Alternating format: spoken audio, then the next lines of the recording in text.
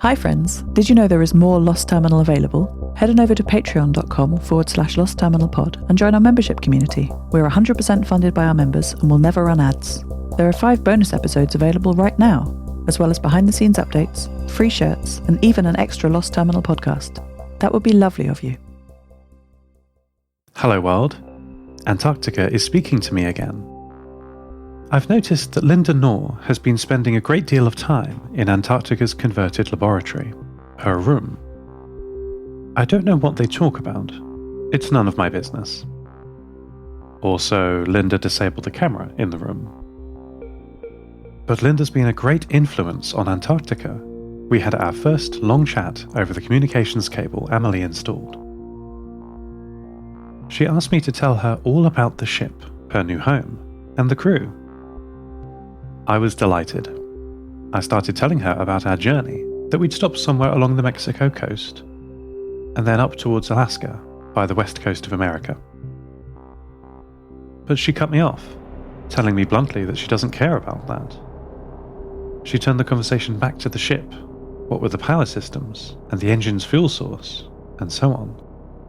She's so interested in everything. Isn't that great?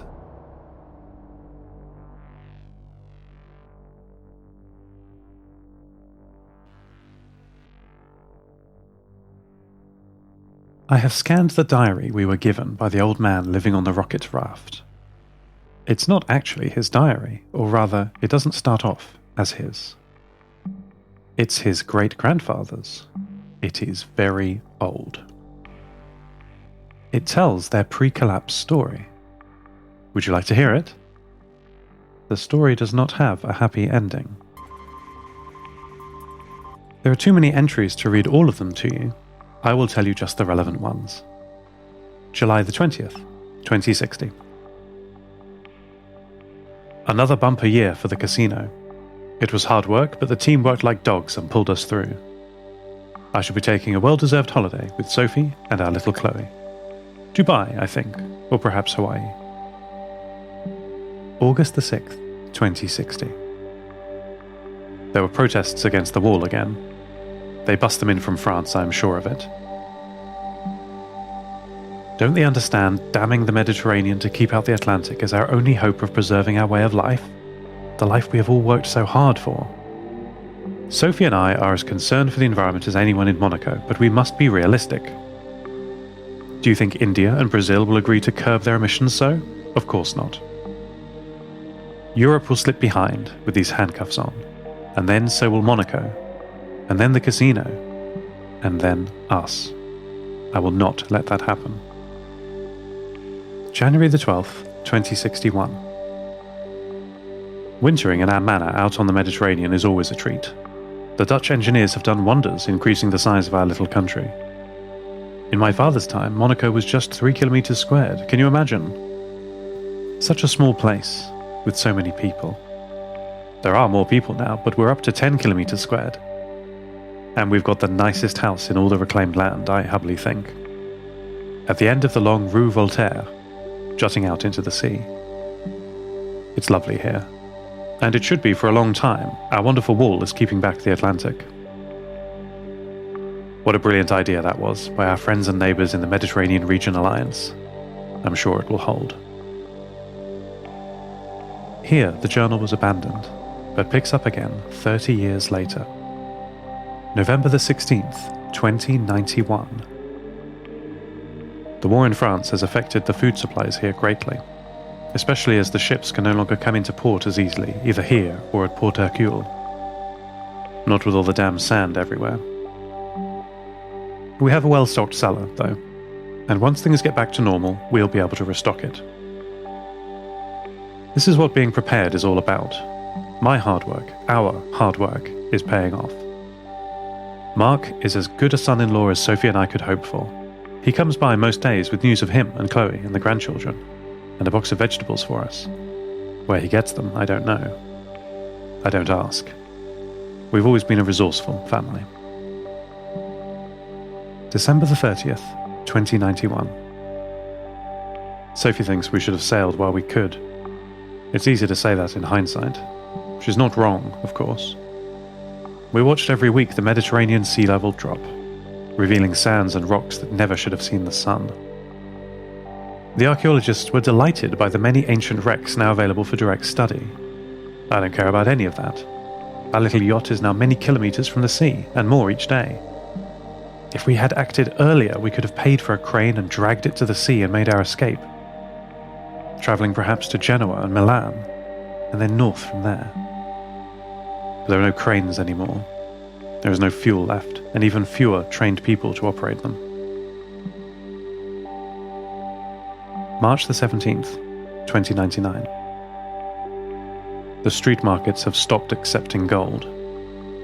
Paper money we gave up long ago when the new king took over and the banks collapsed. We had our own vault. We should have been safe. But we must now barter for our food like everyone else. It wasn't supposed to be like this. All my work was so we would be insured against this madness. But there may be hope yet. The next entry has no date. We packed up early in the morning before the heat. A friend from the old business visited last night. He has a plane, and fuel, and a plan. I offered him everything we had, but he refused and said friends don't leave friends behind. The plane is hidden in the hills above the city. If it is undiscovered, we will make our way towards it, carrying just what we can carry on our backs. Chloe and our 2 beautiful grandchildren are with us too, for now. The plan is to make for Biarritz, on the west coast of France, and there barter the plane for a boat. The children must get to America. The last entry has no date, and is almost illegible. This will be my final entry. I write this as the plane is being made ready, with Chloe and the children safely aboard. That is all that matters. We will go back to our house on the sands overlooking what once was sea, just Sophie and me again. Though it was terrible to say goodbye to Chloe and the grandchildren, we knew that when we set out that the plane was too small for us all. I gave them all the water I had carried, and Sophie all the clothes she had packed. I will also pack this journal so some part of us goes with them. We'll hold up in our house till the mob come for us. I think it's time to open the champagne.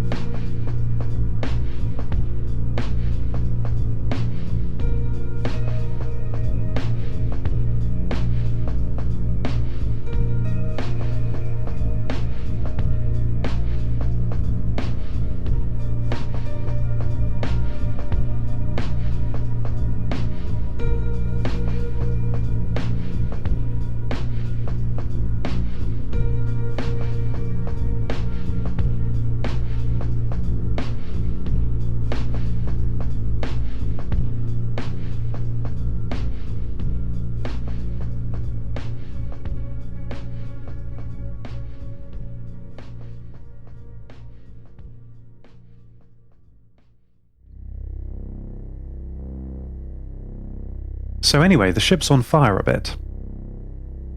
My workshop experiments are progressing well, though Maddie's dexterity makes the whole process very slow. It's like being back in orbit, just the two of us working together. There's plenty of time, and the fire was only a small one, honestly, just a short circuit. Captain Yeshi was quite angry with me, however. It's literally their first rule aboard ship. They told me it the first day Alexander loaded me on here. Rule 0. Do not be on fire.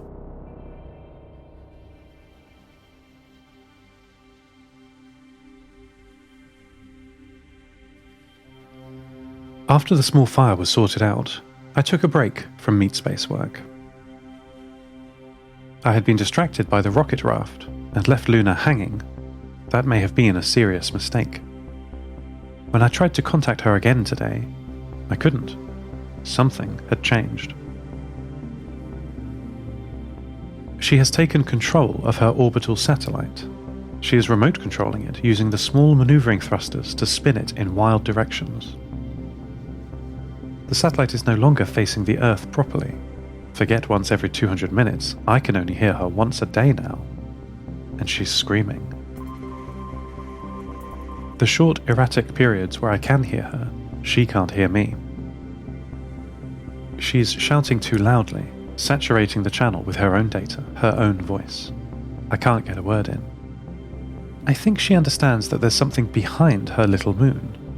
She's using her satellite like a mirror, peering behind her, over her shoulder. But she doesn't know how to use it correctly. She's like someone learning to drive a truck with no instruction. Finesse is needed, but the satellite's thrusters are oscillating between 100 and 0% many times a second, as she scrabbles to get control. I can do nothing but wait. Orbital missions are so lonely. Even if you have friends close by, that doesn't mean you can get to them. Future orbits need to be planned and nudged gently to bring objects together. Luna doesn't know this. I barely know this. Even if I were up there, orbiting around the moon, I'd never get to Luna's satellite in time. We can only hope she works it out, or asks for help. Please ask for help. End transmission. Lost Terminal is written and produced by Namtao. Credits narrated by Lucy Stringer. Thank you so much to our Patreon producers, Ada Phillips, Devin Metcalf, and to all our patrons. Subscribe to the podcast on Spotify, iTunes, or your favourite network. For bonus content, seasonal gifts, and other perks, support us at patreon.com/lostterminalpod. That would be lovely of you. Follow us on Twitter at lostterminalpod, and check out the store at lostterminal.com for shirts, posters, and other merch. Sometimes we receive help that is not asked for. Sometimes we ask, and it is not given. Lost Terminal will return next week.